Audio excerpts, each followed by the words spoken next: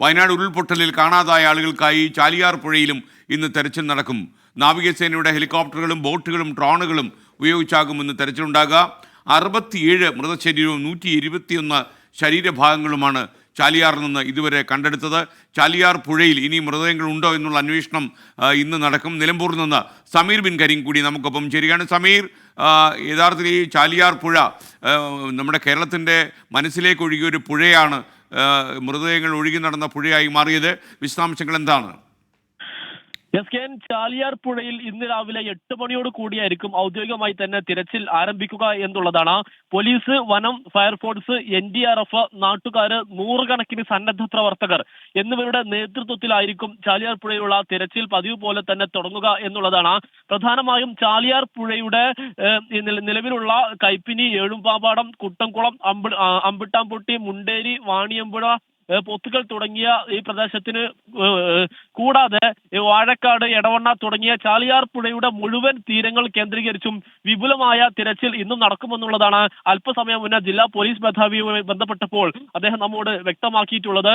ഇന്ന് കഴിഞ്ഞ ദിവസം കടാവ് ഇനത്തിൽപ്പെട്ട ഡോഗ് തിരച്ചിലിലെത്തിയിരുന്നു. എന്നാൽ ഇന്ന് അത് മടങ്ങി വയനാട്ടിലേക്ക് തന്നെ പോയിട്ടുണ്ട് എന്നുള്ളതാണ്. ഇന്ന് പ്രധാനമായും ഹെലികോപ്റ്റർ തിരച്ചിൽ ഉണ്ടാകുമെന്നുള്ളത് നമ്മൾ മനസ്സിലാക്കുന്നു.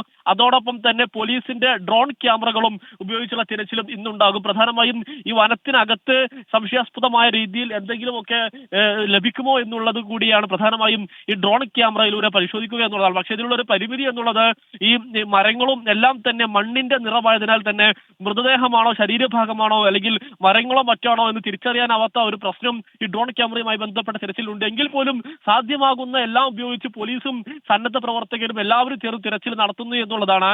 ചാലിയാർ പുഴയുടെ ഉൾവനത്തിലാണ് പ്രധാനമായും ഇന്നും തിരച്ചിൽ കേന്ദ്രീകരിക്കുക. കാരണം ഇന്നലെ പുഴയുടെ ഉൾവനത്തിൽ നിന്നും ഏതാണ്ട് 10ഓളം ശരീരഭാഗങ്ങളും മൃതദേഹങ്ങളും ഉൾപ്പെടെ 10ഓളം മൃതദേഹങ്ങൾ ലഭിച്ചിരുന്നു. ഈ പശ്ചാത്തലത്തിൽ കൂടിയാണ് ഈ വനം കേന്ദ്രീകരിച്ച് തിരച്ചിൽ നടക്കുന്നത്. അതോടൊപ്പം തന്നെ ചാലിയാർ പുഴയ്ക്ക് അപ്പുറത്തെത്താൻ 3 മാർഗങ്ങളാണ് പ്രധാനമായും ഉള്ളത്. ഒന്ന്, ആദിവാസി കുടുംബങ്ങൾ ഉപയോഗിക്കുന്ന ചങ്ങാടം. മറ്റൊന്ന്, പുഴ നടന്നും നീന്തിയും നാട്ടുകാരും ഫയർഫോഴ്സും ചേർന്ന് മുറിച്ചു കടക്കുന്നു. പിന്നീടുള്ളത് ഹെലികോപ്റ്റർ വഴി വനത്തിനുള്ളിൽ ഇറങ്ങി തിരച്ചിൽ. ഇങ്ങനെ 3 മാർഗത്തിലൂടെയാണ് നിലവിൽ ഈ വനത്തിനുള്ളിൽ പ്രവേശിച്ചുള്ള തിരച്ചിൽ നടക്കുന്നത് എന്നുള്ളതാണ്. ചാലിയാർ പുഴയിൽ നിലവിൽ ഈ ഇരുട്ടുകുത്തി ഭാഗത്താണ് ഇത്തരത്തിൽ പുഴ മുറിച്ചു കടക്കുന്നത്. പക്ഷേ നിലവിൽ പുഴയിൽ വെള്ളം വലിയ തരത്തിൽ ഇല്ലെങ്കിൽ പോലും പക്ഷേ കുത്തൊഴുക്ക് രൂക്ഷമാണ്. അതുകൊണ്ട് തന്നെ വളരെ കരുതലോടെയാണ് സന്നദ്ധ പ്രവർത്തകരും ഫയർഫോഴ്സും എല്ലാം ചേർന്നുകൊണ്ട് പുഴ മുറിച്ചു കടന്ന് അങ്ങോട്ടേക്ക് എത്തുന്നത് എന്നുള്ളതാണ്. അതോടൊപ്പം തന്നെ കഴിഞ്ഞ ദിവസമാണ് ഈ ഏതാണ്ട് 50ഓളം കിലോമീറ്റർ അകലെ വാഴക്കാട് നിന്ന് ചാലിയാർ പുഴയിൽ നിന്ന് ഒരു മൃതദേഹം കണ്ടെത്തി. അതുകൊണ്ട് തന്നെ വാഴക്കാട്, എടവണ്ണ തുരുത്തുകൾ കേന്ദ്രീകരിച്ച് വിപുലമായ തിരച്ചിൽ നടത്താൻ ജില്ലാ പോലീസ് മേധാവി SHOമാർക്ക് നിർദ്ദേശം നൽകി എന്നുള്ളതാണ് നമുക്ക് ലഭ്യമായിരിക്കുന്ന വിവരം. അതോടൊപ്പം തന്നെ മറ്റൊരു കാര്യം, നിലവിൽ സാധാരണ ഈ ചാലിയാർ പുഴയിൽ നിന്നും ലഭിക്കുന്ന മൃതദേഹങ്ങളും ശരീരഭാഗങ്ങളും എല്ലാം തന്നെ വയനാട്ടിലേക്ക് കൊണ്ടുപോകുന്നതായിരുന്നു ചെയ്തിരുന്നത്. എന്നാൽ മന്ത്രി കഴിഞ്ഞ ദിവസം വ്യക്തമാക്കിയത് ഇനി ലഭിക്കുന്ന അല്ലെങ്കിൽ അഴുകിയ ശരീരഭാഗങ്ങളെല്ലാം തന്നെ നിലമ്പൂരിൽ തന്നെ സംസ്കരിക്കുക എന്നുള്ള തീരുമാനത്തിലേക്ക് എത്തിയിരിക്കുന്നു. അതിനായി സ്ഥലം കണ്ടെത്തുന്നതായിരുന്നു മന്ത്രി പറഞ്ഞത്. അതിനുള്ള സ്ഥലം കണ്ടെത്തിയിരിക്കുകയാണ്.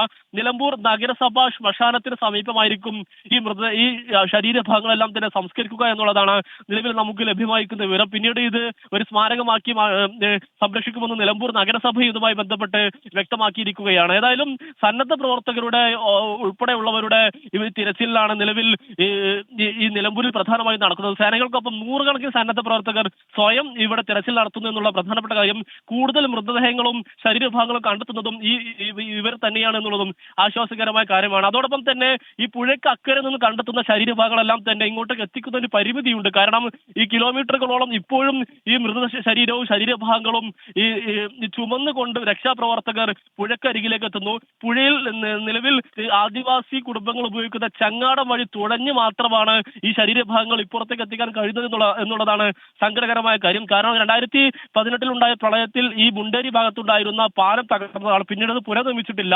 അതുകൊണ്ട് കൂടിയാണ് ഇത്തരത്തിൽ ചങ്ങാടം വഴി തന്നെ ഈ മൃതദേഹം എത്തിക്കാനുള്ള ശ്രമങ്ങൾ നടക്കുന്നത് എന്നുള്ളതാണ് നമ്മൾ മനസ്സിലാക്കുന്നത്. ഏതായാലും നിലവിൽ ഈ രക്ഷാപ്രവർത്തകർ എല്ലാവരും തന്നെ 8 മണിയോട് കൂടെ ഈ തിരച്ചിൽ ആരംഭിക്കും.